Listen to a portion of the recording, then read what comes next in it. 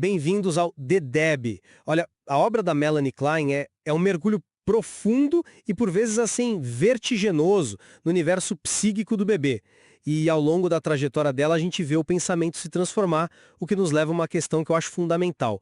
Onde, afinal, está o centro de gravidade da teoria dela? E é exatamente essa a nossa discussão de hoje, né? O grande marco da teoria kleiniana é a chamada posição depressiva, aquele momento de crise em que a criança finalmente percebe a mãe como uma pessoa inteira e tem que lidar com os próprios sentimentos de amor e ódio por ela. Ou, na verdade, o que a Klein descobre mais tarde sobre os mecanismos primitivos da posição esquizoparanoide e sobre a força de instintos inatos, como a inveja, acaba se tornando o fator verdadeiramente decisivo. É e sempre foi a pedra angular do desenvolvimento, o momento que define a nossa capacidade de amar e de criar. E eu vou argumentar que as dinâmicas mais arcaicas da fase esquizoparanoide e a constituição inata do indivíduo são as forças que realmente moldam o destino psíquico.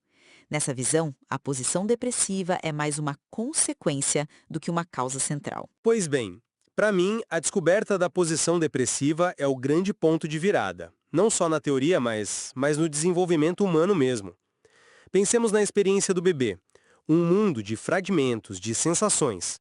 De repente, essas partes se juntam e ele percebe a mãe como uma pessoa inteira, o que a Klein chama de objeto total. E com essa percepção vem uma revelação, assim, devastadora. A mesma mãe que ele ama é a mãe que ele odeia e ataca em suas fantasias. Esse confronto com a própria ambivalência é brutal. Gera uma culpa imensa e, com ela, a necessidade de reparar o dano que ele fantasia ter causado. É desse desejo de reparação que nascem a criatividade, a empatia, a capacidade de manter relações saudáveis. Todo o resto, todos os mecanismos mais primitivos, são como o prefácio desse drama central, sabe? São as ferramentas ou os obstáculos no caminho para essa integração fundamental. Entendo perfeitamente a centralidade que você dá a esse momento. Sem dúvida, é um drama comovente. Mas a minha leitura da evolução do pensamento da Klein é que ela própria foi, sabe, se convencendo de que a batalha decisiva acontecia muito, muito antes.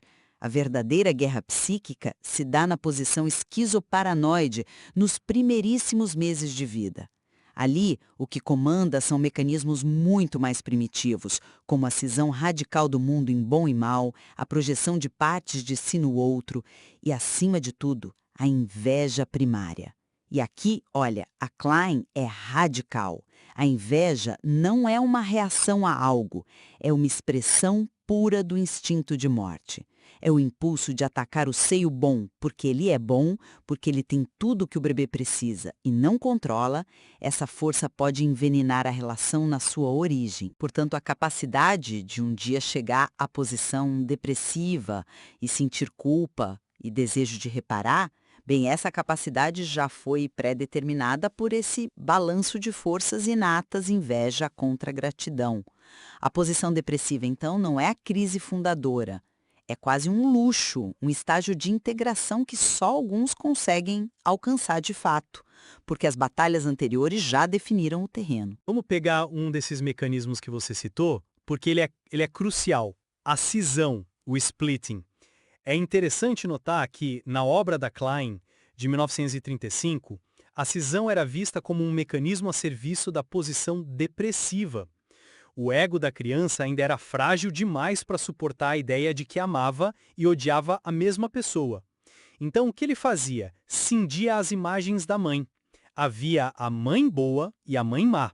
Isso servia para proteger o amor do ódio, para salvar o objeto bom da destrutividade, até que o ego tivesse força para integrar os dois. Ou seja, a cisão era uma ferramenta para eventualmente chegar à integração do objeto total. A função dela era preparatória para o drama depressivo. Exato, mas aí é que está o ponto da minha argumentação. A reformulação que ela faz em 1946 não é um ajuste, é uma revolução teórica. A cisão deixa de ser um mecanismo depressivo para se tornar o principal mecanismo esquizoide. Ela passa a operar não sobre a mãe boa e a mãe má, mas sobre o objeto parcial, o seio bom, versus o seio mau, e sobre o próprio ego, que também é cindido. O objetivo aqui não é mais proteger o amor do ódio para uma futura integração. O objetivo é muito mais básico e, assim, desesperado. É sobreviver à ansiedade de aniquilação, ao terror de ser desintegrado. Essa cisão primitiva pode ser tão violenta que leva a uma fragmentação do ego. A qualidade dessa primeira cisão, se ela consegue isolar um núcleo bom ou se a inveja a torna tão permeável que tudo é contaminado, é o que vai ditar todo o futuro. Ela não está a serviço da integração, está a serviço da sobrevivência psíquica mais crua. Mas essa sobrevivência, por si só, não leva ao desenvolvimento, né? É um estado estagnado. O que impulsiona o psiquismo para frente? Para mim, a resposta é inequívoca: a reparação. A reparação é a força construtiva que emerge depois que o bebê percebe que o objeto bom e o mal são o mesmo. A culpa por seus ataques sádicos o move a querer reconstruir, a restaurar o mundo interno que ele sente ter danificado. Essa é a base não só do amor maduro, mas de toda a criatividade, de toda a sublimação. É a maior conquista do desenvolvimento, e ela só pode nascer da dor de reconhecer a própria ambivalência em relação a um objeto total. Mas você não acha que essa capacidade de reparar pressupõe algo anterior? Não podemos simplesmente assumir que essa força construtiva está disponível para todo mundo, e é aí que a teoria tardia da inveja de 57 entra e muda todo o cenário. A inveja, como a Klein descreve no fim da vida, não é uma reação à culpa. Ela é primária, constitucional, é o instinto de morte atacando a fonte da vida.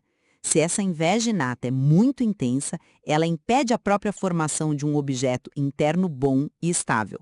O bebê não consegue introjetar as experiências boas porque a inveja as destrói no momento em que acontecem.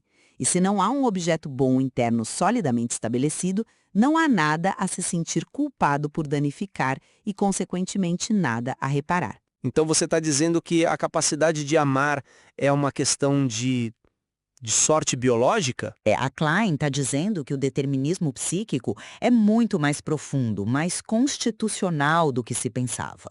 A reparação só se torna uma possibilidade real se a inveja não for avassaladora desde o início. A inveja tem primazia.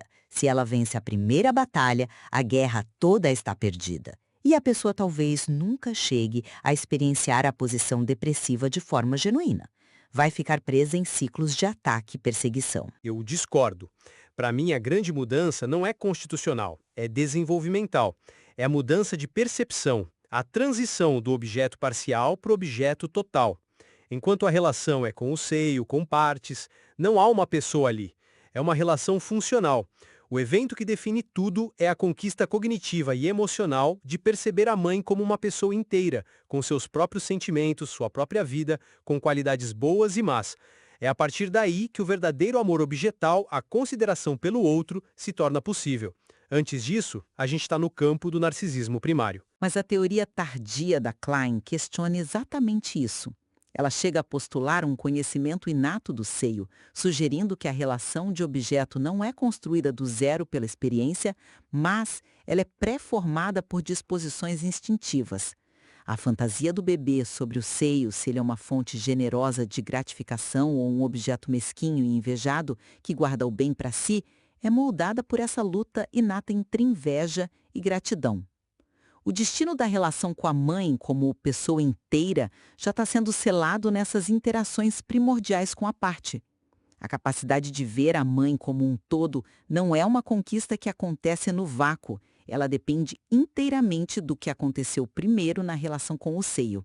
Se essa primeira relação foi arruinada pela inveja, a integração do objeto total se torna uma tarefa hércula, se não impossível. Isso nos leva a outro ponto, que é crucial: a natureza da ansiedade e a forma como o ego se estrutura. A ansiedade da posição depressiva é qualitativamente muito mais avançada. Não é mais a ansiedade persecutória, o medo de ser aniquilado. Sabe, o Eles vão me pegar. A ansiedade depressiva é a preocupação com o outro, com o objeto amado que se teme ter destruído. É o medo de ter quebrado algo precioso. Essa preocupação pelo outro é o que fortalece e integra o ego. É o que permite tolerar a culpa e desenvolver a empatia. O ego se constrói e se solidifica a partir da introjeção estável desse objeto total bom. Um processo que é o cerne da posição depressiva. Veja, aqui de novo a teoria tardia da Klein parece borrar essa distinção tão clara que você faz. Porque à medida que ela desenvolve a ideia do ego, o objeto bom introjetado se torna um núcleo do próprio ego. Sendo assim, a ansiedade persecutória, a preocupação com o eu, e a ansiedade depressiva, a preocupação com o objeto, se fundem de uma maneira muito complexa, porque atacar e destruir o objeto bom interno é, na verdade, atacar e destruir o núcleo do próprio self. Então, a ansiedade mais primitiva é sempre, em última análise, sobre a sobrevivência do eu. A força do ego passa a ser definida não pela travessia da posição depressiva, mas pela sua capacidade constitucional de tolerar a ansiedade e pela predominância da libido sobre o instinto de morte, fatores inatos que operam desde o primeiro dia. A integração do ego não começa na posição depressiva. Ela é uma luta que acontece desde o início, e seu sucesso depende da capacidade de introjetar o seio bom e de usar as defesas esquizoides para protegê-lo da inveja. Ponto de vista, embora os mecanismos primitivos sejam, claro, fundamentais, eles são o arsenal que a psique usa para lidar com o drama verdadeiramente humano. Reconhecer o outro como uma pessoa completa, que amamos e odiamos ao mesmo tempo. A posição depressiva, com seu foco na ambivalência, na culpa e na reparação, continua sendo para mim o núcleo conceitual que organiza todo o desenvolvimento posterior, incluindo o complexo de Édipo e nossa capacidade de criar e sublimar. É o momento em que a vida psíquica ganha profundidade e significado. E, da minha parte, eu concluo que a trajetória da Klein é uma busca incansável pelas origens mais remotas da mente.